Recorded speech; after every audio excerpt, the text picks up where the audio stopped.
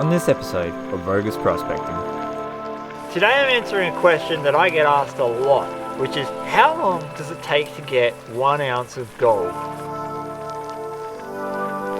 What's up guys, Chris here from Vo-Gus Prospecting. If you're new to the channel, a big warm welcome, and if you're an old moldy hat like this one, welcome back.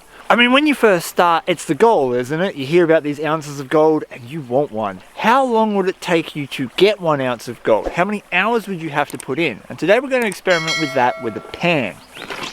That was way lighter than I thought it was going to be.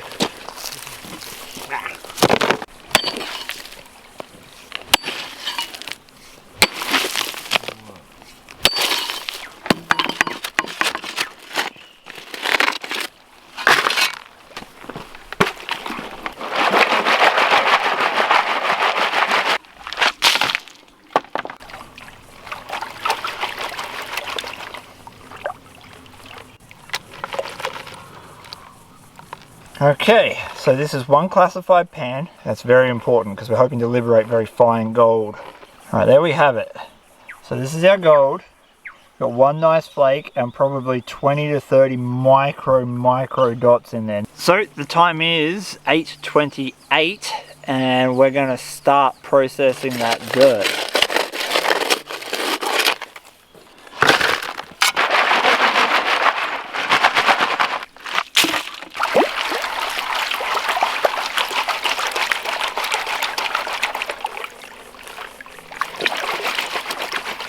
Now we're not worrying about revealing each pan at the end, we're just collecting the gold. This increases speed. You can clean up at home, you can only process on the creek.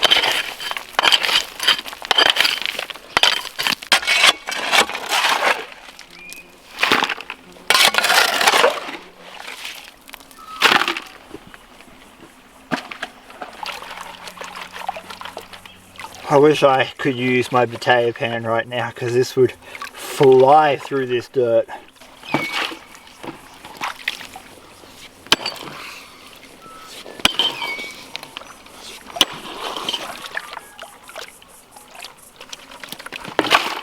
I am 6 pans in and the gold is remaining relatively consistent, which is nice to see.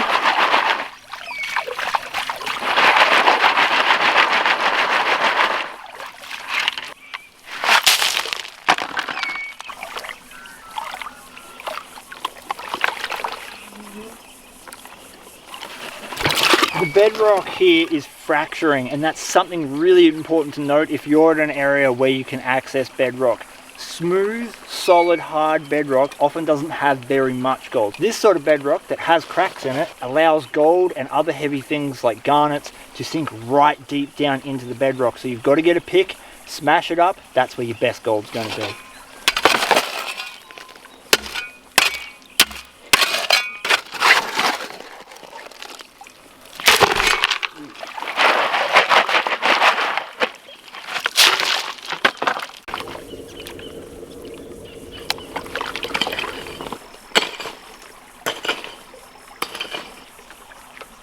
Still getting that micro.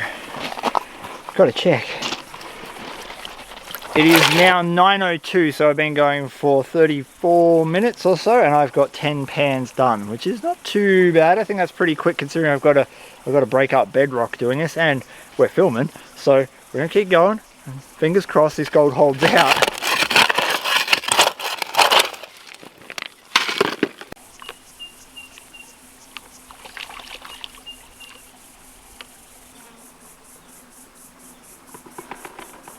I mean, these are chips off a nanodot. They're not really even nanodots.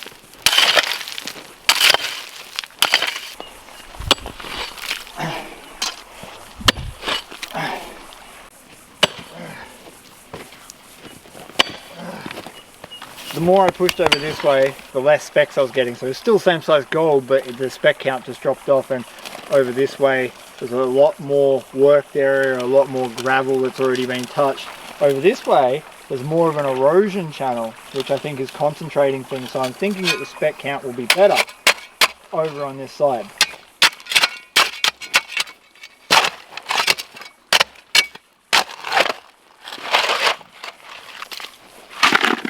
Been working these sweet gains? No, I've just been...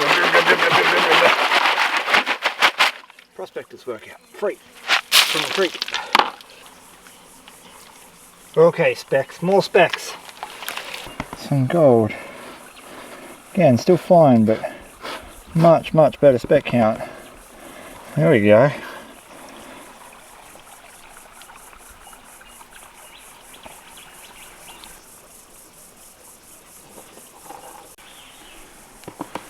Specs I can see. Cool. Following the old channel is definitely a lot better than going out to that side. I've got a few chunkier, nicer bits.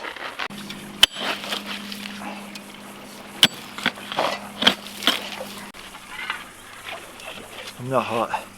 I'm not. I swear. It's been an hour. Exactly 1 hour. So we've done 18 pans in an hour. What's your pan rate? Actually, I want to know what other people can do in an hour. Legitimately, they've counted. That's 18 in an hour classified.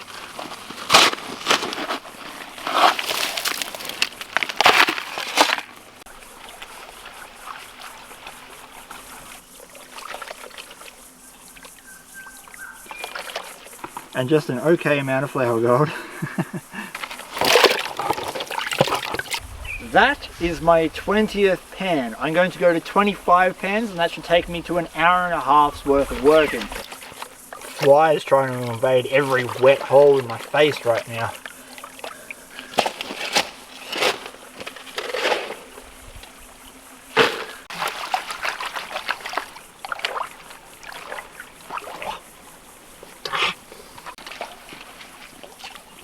I was talking with the inventor of Dream Mat over in America, and he was telling me something that really resonated, that the next big gold rush is in fine gold. Yes, there is still lots of big gold out there, but most of it has been already picked up by people with metal detectors, by the big industrial mines and in the gold rushes.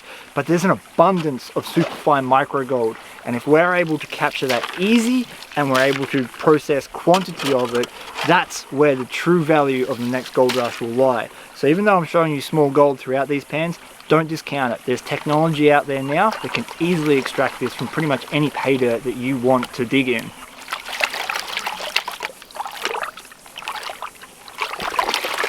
Look how small that gold is. They're the big bits. There's like a heap of tiny bits you're probably not going to really be able to make out next to them.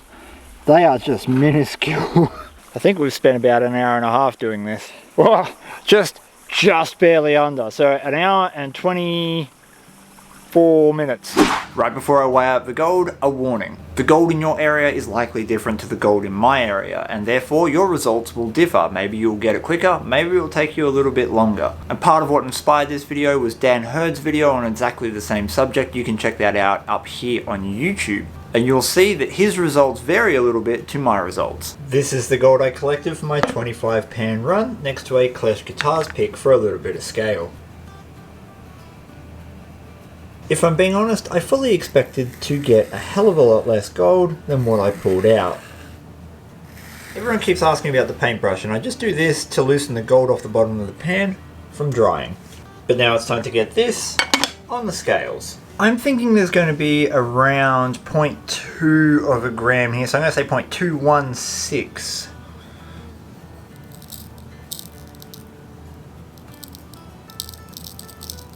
Whoa, okay, we shot way past that. 0.573. So, 1 troy ounce is 31.1 grams. We divide that by our result, 0.571. That means I would have to do what I just did 54.4 times to get 1 troy ounce of gold. If we times that by how many hours we did, which was an hour and a half, I would have to work for 81.69 hours, or 82 hours. 1 troy ounce is worth $2,405 Australian. So if we divide that by our hours, I would be making $29.30 an hour panning. 82 hours of panning is no joke. That is a lot of work. You're probably staring down the barrel of a couple of months. That's why we use high bankers to speed the whole process up. Thank you guys so much for watching my video. I hope you did enjoy it. Check the description out down below if you would like to help support the channel further. And until next time, epic music and an outtake.